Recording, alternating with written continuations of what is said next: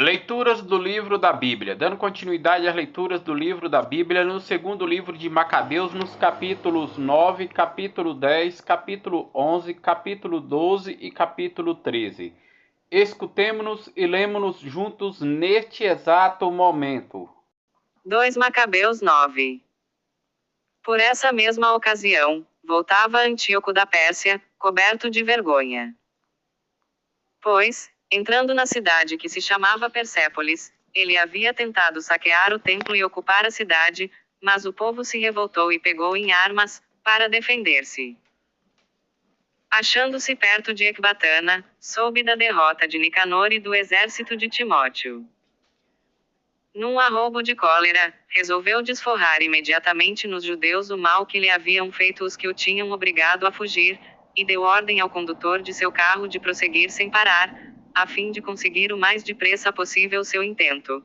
Na realidade, a sentença do céu já havia caído sobre ele, exclamava com presunção: assim que chegar, farei de Jerusalém o sepulcro dos judeus. Mas o Senhor Deus de Israel, que tudo vê, feriu-o com um mal implacável e misterioso. Mal acabara de pronunciar essas palavras, aconteceu que ele foi assaltado por atrozes dores nas entranhas e agudos tormentos no interior. E era muito justo, pois ele mesmo havia rasgado as entranhas aos outros por inauditos tormentos. Todavia, em nada desistiu da sua arrogância. O homem que, pouco antes, julgando-se acima da natureza humana, pensava poder dominar as frotas do mar e pesar as montanhas nos pratos de sua balança, ei-lo agora estendido sobre a terra, em seguida levado numa liteira, provando assim aos olhos de todos a manifesta potência de Deus. Chegou a tal ponto que o corpo vivo do ímpio fervilhava de vermes e as carnes se soltavam em pedaços entre atrozes dores. O mau cheiro da podridão, que enchia o ar, empestava todo o campo. Aquele que até há pouco tempo sonhava tocar os astros do céu, agora ninguém podia suportá-lo por causa do mau cheiro que dele saía. Foi então que, derribado, ele começou a perder o orgulho excessivo e a compreender melhor, torturado sob os castigos de Deus pelos constantes sofrimentos. Incapaz de suportar sua própria infecção, é justo, dizia ele, submeter-se a Deus, e, como simples mortal, não se querer igualar a ele. O celerado rezava ao Senhor, de quem não haveria de receber compaixão. E prometia dar a liberdade à cidade santa, para a qual ele se encaminhava, a fim de arrasá-la e fazer dela um sepulcro. Dizia ele que tornaria iguais aos atenienses todos os judeus que havia julgado indignos de sepultura e bons para serem atirados com seus filhos às aves do céu e aos animais selvagens como pasto. Ornaria com ricas prendas aquele templo que havia despojado antes, devolver-lhe-ia multiplicados os vasos sagrados, proveria com suas próprias rendas todas as despesas necessárias para os sacrifícios. Além disso, ele mesmo se tornaria judeu e percorreria todos os lugares habitados, proclamando o poder de Deus. Mas suas dores não se atenuavam porque o justo castigo de Deus pesava sobre ele. Então, desesperado em vista de seu estado, escreveu aos judeus a seguinte carta, verdadeira súplica, assim exarada. Aos dedicados súditos judeus, saúde, bem-estar e felicidade, da parte de Antíoco, rei e chefe do exército. Se vós e vossos filhos passais bem e se vos sucedem todas as coisas como desejais, agradeço a Deus, em quem ponho minha esperança. Pois quanto a mim, estou prostrado pela doença, mas me lembro com prazer dos vossos sentimentos de respeito e da benevolência para comigo. Ao voltar da Pérsia, surpreendido por um mal cruel, julguei necessário providenciar a segurança de todos. Não que me desespere de meu estado, ao contrário, tenho a firme esperança de escapar dessa doença. Mas me lembro de que meu pai designava seu sucessor cada vez que partia em expedição às províncias superiores. Ele queria que no caso de uma desgraça ou uma notícia os habitantes do país não se perturbassem, uma vez que soubessem a quem confiar os negócios. Eu sei, ademais, que os príncipes que me rodeiam e os vizinhos do meu reino estão de atalaia e espreitam os acontecimentos. Rogo-vos, portanto, e peço que, em memória de meus benefícios para convosco, tanto gerais, como particulares, tenhais para com meu filho a mesma benevolência que para comigo. Pois estou convencido de que ele seguirá minhas intenções e agirá convosco com moderação e humanidade. Assim esse carrasco e blasfemador pereceu miseravelmente, distante, nas montanhas, em meio àqueles sofrimentos que ele mesmo havia infligido aos outros. Filipe, seu amigo de infância, levou seu corpo, e em seguida partiu para o Egito, para junto de Ptolomeu Filometor, para escapar ao filho de Antíoco. 2 Macabeus 10. Sob a proteção do Senhor, Macabeu e seus companheiros retomaram o templo e a cidade. Destruíram os altares que os estrangeiros haviam edificado na praça pública, como também os troncos sagrados. Após terem purificado o templo, erigiram um outro altar dos perfumes. Feitas estas coisas, prostraram-se por terra e pediram ao Senhor que não mais os entregasse a semelhantes calamidades, mas, se recaíssem nas ofensas, que corrigisse com brandura, sem entregá-los às mãos das nações impias e bárbaras. Foi no dia do aniversário da profanação do templo pelos estrangeiros, isto é, no dia 25 do mês de Casleu, que eles o purificaram. Prolongaram as cerimônias e os festejos por 8 dias, como na ocasião da festa dos tabernáculos, recordando-se de que, pouco antes, na ocasião dessa festa, habitavam nas montanhas e nas cavernas como animais selvagens. Foi assim que, levando tirsos, ramos verdejantes e palmas, cantaram hinos àquele que lhes havia concedido a dita de purificar o seu templo. Decretaram por um edito público a toda a nação judia, que esses mesmos dias fossem solenizados em cada ano. Acabamos de narrar as circunstâncias da morte de Antíoco, cognominado Epifanes. Vamos agora proceder à narrativa dos acontecimentos sucedidos sob Antíoco Eupator, filho desse sacrílego, resumindo o que se refere aos males da guerra. Assim que subiu ao trono, este príncipe pôs à frente dos negócios do reino um certo Lísias, ao qual nomeou também governador militar e chefe da Celesíria e da Fenícia. Porque Ptolomeu, apelidado Macron, tomando a iniciativa de se mostrar justo para com os judeus, em vista da perseguição movida contra eles, procurou governá-los na paz. Mas, pelos favoritos do rei, ele havia sido denunciado a Eupator, por outro lado, taxado muitas vezes de traidor, por ter deixado Chipre que lhe havia entregue Filometor e se ter posto a serviço de Antíoco Epifanes, e, em consequência, não podendo exercer com honra seu alto posto, envenenou-se e morreu. Mas Górgias, tornado comandante do exército nessas paragens, tomava consigo tropas estrangeiras e aproveitava-se de todas as ocasiões para importunar os judeus. Os idumeus, senhores de várias fortalezas importantes, em combinação com ele, molestavam os judeus, acolhiam os exilados de Jerusalém, e mantinham um estado de guerra contínuo.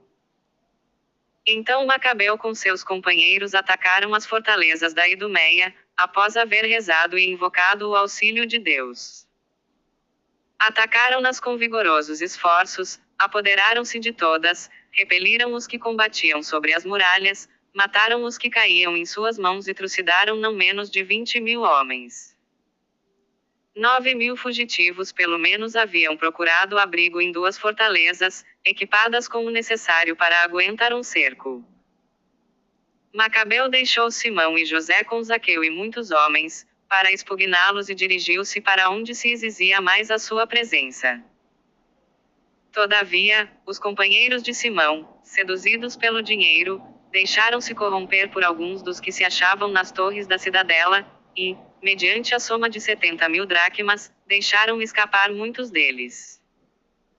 Ouvindo essas notícias, Macabeu acusou-os diante da assembleia dos chefes de terem vendido seus irmãos a troco de dinheiro, entregando os inimigos à liberdade.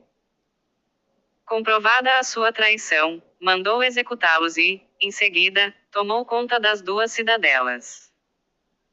Coroadas de êxito as lutas de ambos os lados, ele matou mais de 20.000 homens nas duas fortalezas. Anteriormente vencido pelos judeus, Timóteo coligou copiosas tropas estrangeiras e reuniu na Ásia uma numerosa cavalaria, indo em direção à Judéia com a intenção de conquistá-la pelas armas. Com a sua chegada, Macabeu e seus companheiros cobriram a cabeça com terra e cingiram os rins com sacos, em sinal de prece. Em seguida, prostrados aos pés do altar, rogaram a Deus piedade para com eles, pedindo que se declarasse inimigo de seus inimigos e adversário de seus adversários, conforme a promessa formal da lei. Terminada a oração, empunharam as armas, retiraram-se para bem longe da cidade e fizeram alto diante do inimigo. Ao despontar a aurora, travaram combate os dois lados, contando uns com o êxito e a vitória, por causa de sua valentia e do socorro do Senhor, e os outros entregando-se ao combate, apoiados no próprio furor. No auge do combate, viram os inimigos aparecer no céu 5 magníficos guerreiros, montados em cavalos ajaezados com freios de ouro, que se colocaram à frente dos judeus. Postando Macabeu no meio deles e protegendo-o com suas armas, tornavam-no invulnerável, ao mesmo tempo lançavam dardos e raios sobre os inimigos, cegando-os, gerando entre eles a confusão, pondo-os em desordem. Foram, pois, mortos 20.500 infantes e 600 cavaleiros. Timóteo fugiu para uma praça muito forte, chamada Gazara, cujo comandante era Quereias. Macabeu e os que se achavam com ele assediaram-na com ardor durante 4 dias. Enquanto os que se encontravam nela não cessavam de blasfemar e injuriar, confiados em seus muros. Amanhecendo, porém, o 5º dia, um grupo de 20 jovens do exército de Macabeu, inflamado de cólera por causa dessas blasfemias, atirou-se corajosamente à muralha e massacrou tudo o que encontrou. Outros subiram do mesmo modo o muro, atearam fogo às torres, acenderam fogueiras, nas quais queimaram vivos os blasfemadores. Mataram Timóteo, oculto numa cisterna, seu irmão Quereias e Apolofanes.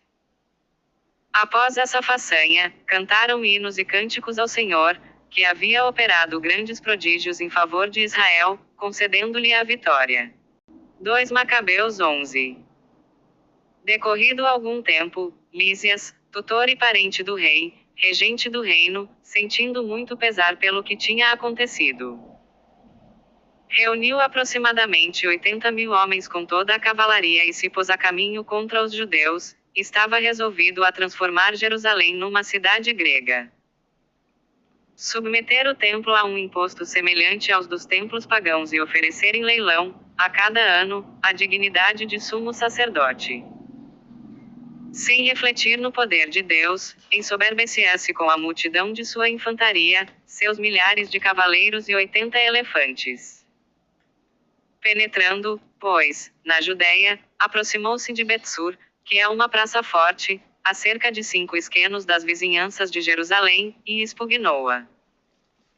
Logo, porém, que Macabeu e os que estavam com ele souberam que Lísias sitiava suas fortalezas, rogaram ao Senhor, juntamente com o povo, entre gemidos e lágrimas, para que ele se dignasse enviar um bom anjo para salvar Israel. O próprio Macabeu foi o primeiro a pegar em armas, encorajando os demais a se exporem ao perigo com ele, para socorrer seus irmãos. Atacaram todos com ânimo resoluto. Ainda não se haviam afastado de Jerusalém, quando apareceu diante deles um cavaleiro vestido de branco, empunhando armas de ouro.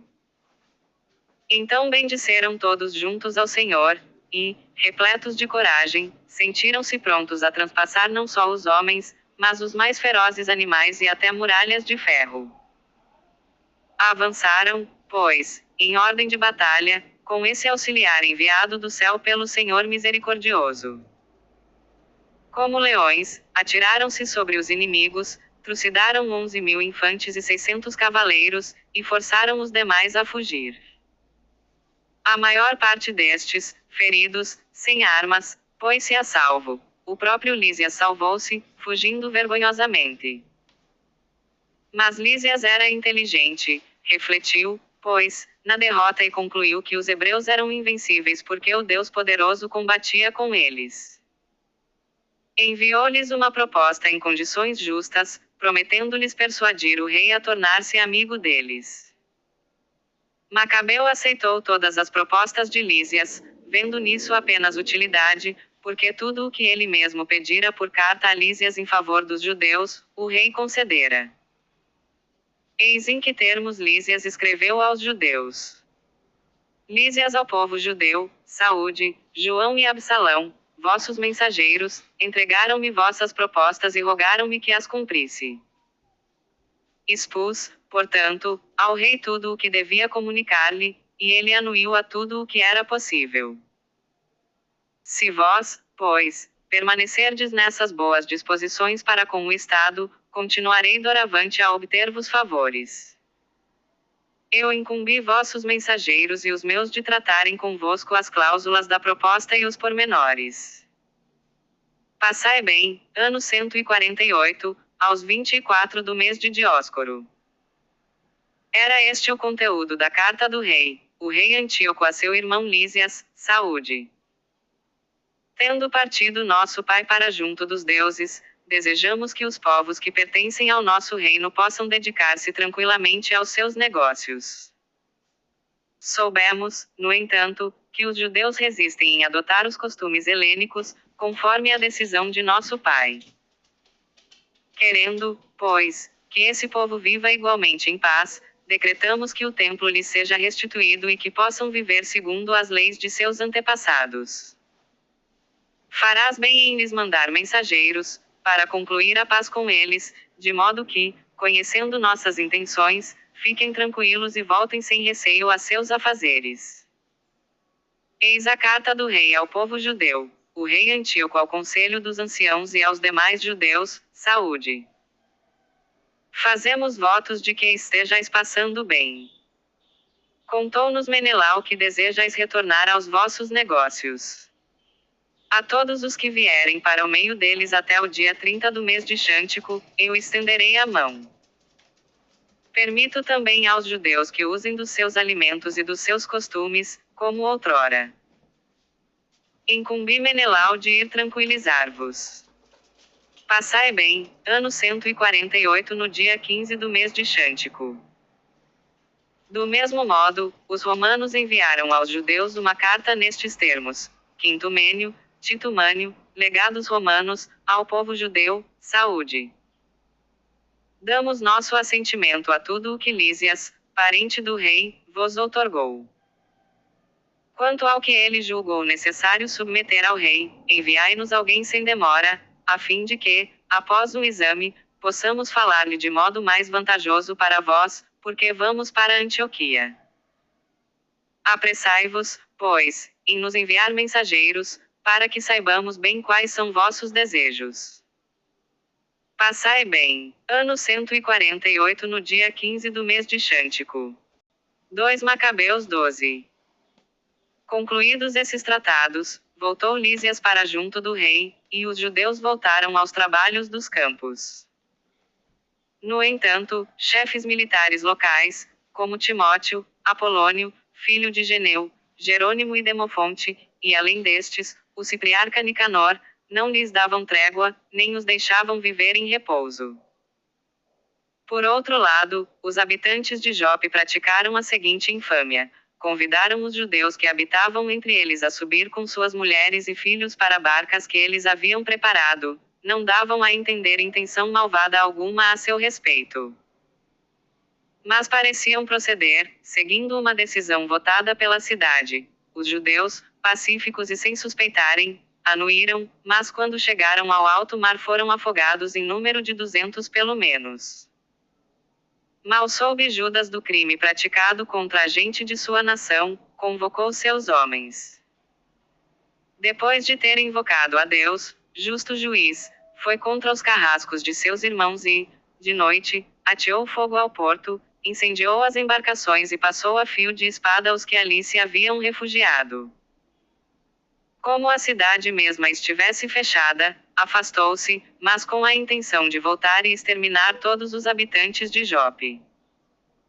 Por outro lado, advertido de que os habitantes de Jânia queriam tratar do mesmo modo os judeus que viviam com eles, atacou-os naquela mesma noite e incendiou o porto com a esquadra. De Jerusalém, que dista 240 estádios, podia-se observar o clarão do fogo. Percorridos já 9 estádios, no seu avanço contra Timóteo, lançaram-se sobre eles os árabes em número de pelo menos 5.000 a pé e 500 a cavalo.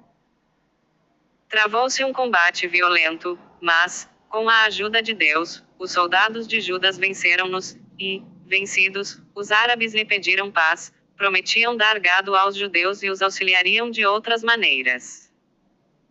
Crendo que, na verdade, eles lhe poderiam ser úteis, Judas aceitou a paz com eles, e, concluída esta, regressaram às suas tendas. Em seguida, atacou Judas uma cidade forte, chamada Caspim, cercada de muralhas, habitada por uma mistura de povos. Confiados na firmeza de seus muros e na abundância de suas provisões, os sitiados mostraram-se excessivamente grosseiros contra as tropas de Judas, lançando-lhes injúrias, blasfemias e palavras impias. Judas juntamente com os seus invocaram o grande Senhor do mundo, que, no tempo de Josué, derribou os muros de Jericó sem arietes nem máquinas de guerra. Uma vez senhores da cidade pela vontade de Deus, praticaram uma horrorosa carnificina, a ponto de um tanque vizinho, com a largura de 2 estádios, parecer cheio de sangue que ali se derramou. Dali, após uma marcha de 750 estádios, alcançaram o acampamento fortificado onde habitavam os judeus, chamados Tubianeus. Não acharam ali, todavia, Timóteo. Ele havia deixado os lugares sem ter conseguido nada, mas deixara num posto uma guarnição muito forte. Dositeu e Sosípatro, que comandavam tropas de Macabeu, foram atacar esse posto fortificado e mataram todos os homens que Timóteo ali havia colocado, isto é, mais de 10.000. Macabeu dividiu então seu exército e confiou a cada um deles uma parte. Logo que teve conhecimento da chegada de Judas, Timóteo conduziu as mulheres, as crianças e as bagagens para um lugar chamado Carnion, porque era um lugar tornado inexpugnável pelos desfiladeiros e de acesso muito difícil. Quando apareceu o primeiro exército de Judas, o terror apoderou-se logo dos inimigos, porque aquele que vê todas as coisas manifestou-se a seus olhos. Judas perseguiu encarniçadamente esses malfeitores, matando e massacrando até 30.000 homens. O próprio Timóteo caiu nas mãos dos homens de Dositeu e de Sosípatro, aos quais pediu com grandes instâncias deixá-lo partir são e salvo, porque tinha em seu poder os pais e mesmo os irmãos da maior parte deles, que poderiam ser maltratados. Dava-lhes numerosas garantias e prometia libertar seus prisioneiros sem fazer-lhes mal. Em seguida, Judas atacou Carnion e o templo de Atargates e massacrou 25.000 homens. Depois dessa perseguição e matança, conduziu suas tropas diante de Éfron, cidade forte, onde habitava Lísias e gente de todas as nações, jovens robustos, colocados em frente à muralha, defendiam-na valentemente, dentro havia grande provisão de máquinas e projéteis. Os judeus invocaram o soberano que tem o poder de aniquilar as forças dos inimigos, tornaram-se senhores da cidade e mataram ali 25.000 homens. Dali partiram eles para alcançar a cidade de Citópolis, a 600 estádios de Jerusalém.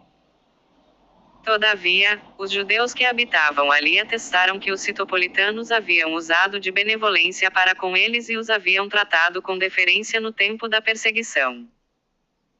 Judas e os seus agradeceram, pois, a estes e os exortaram a perseverar nessas disposições para com os de sua raça. Passada a festa de Pentecostes, foram contra Górgias, chefe militar da Idumeia.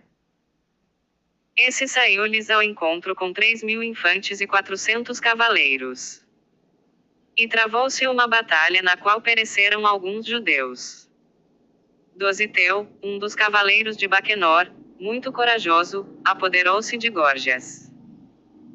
No entanto, as tropas de Esdrim, que combatiam há muito tempo, achavam-se fatigadas. E, começando a entoar cantos na língua pátria e lançando o grito de guerra, atirou-se inopinadamente sobre os soldados de Górgias e os pôs em fuga.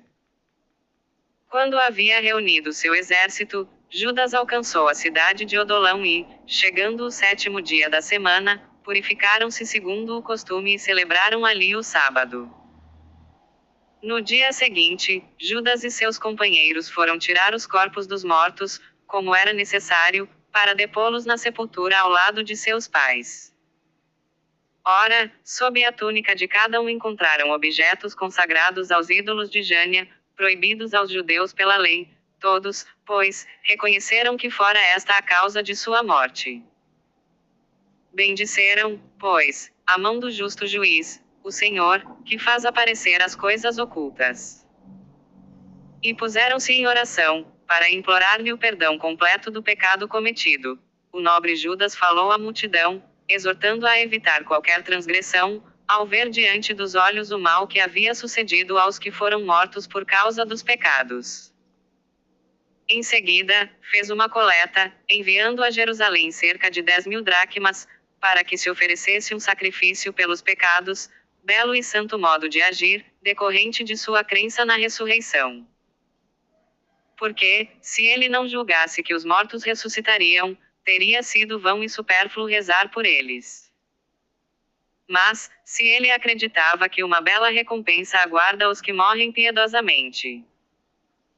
Era esse um bom e religioso pensamento. 2 Macabeus 13. No ano 149, os partidários de Judas souberam que Antíoco vinha contra a Judéia, com um considerável exército.